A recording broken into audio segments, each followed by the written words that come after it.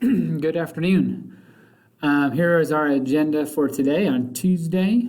There's a bell ringer question in the classroom, and our goal for today was really identifying and asking different questions about world religion.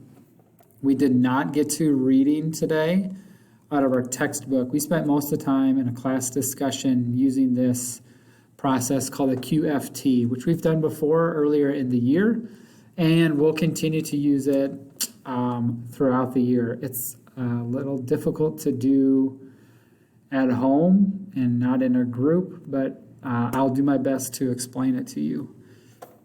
Just as a reminder, the presidential candidates and their policies, is due tomorrow, as well as the slideshow that you created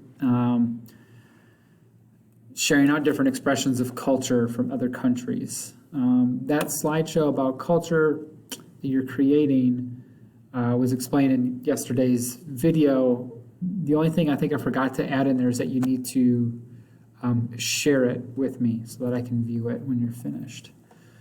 The QFT process, make sure I got it up here, is done. We did this together in class, and how it works,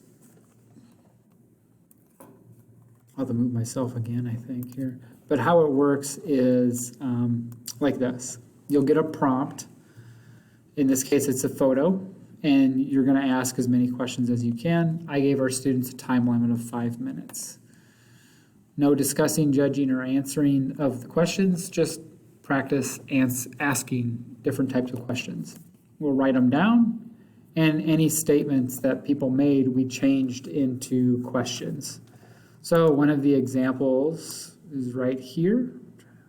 There we go. This is the prompt for Buddhism. And students in this group wrote down as many questions as they could about what they see. Sometimes students would make statements like they are wearing orange, which they had to change into a question. Why are they wearing orange and yellow?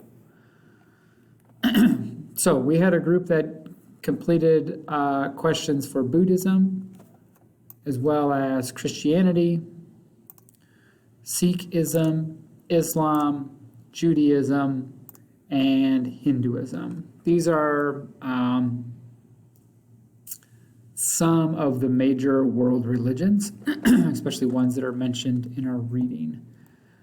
So we spent some time with them. And the students generated a list of questions. We identified which of the questions were open-ended and required an explanation, and which of the questions were closed-ended and just had a 1 or 2 word answer. From there, we switched questions. So we took a closed-ended question and we made it open, and we took an open-ended question and we made it closed. So we just practiced again, thinking in a different way about maybe a question that we asked. And then at the end, or toward the end, we prioritized our question.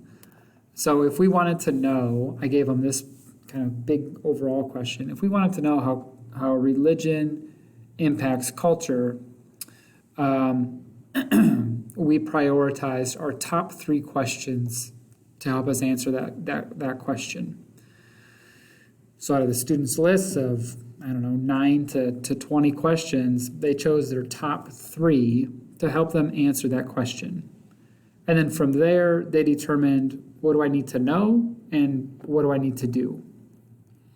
So they figured out what is the most important information, or what are the best questions that they're asking, what information do they need to know, and what are they going to do?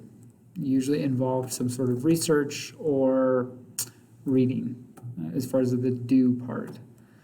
That was our process today to help us introduce religions, world religions and belief systems. Tomorrow in class, we'll spend some time reading through this section, filling out some notes, which I'll have for you online, and answering some questions. Okay, hope you're doing well. Reach out if you have any questions. Thank you. Bye.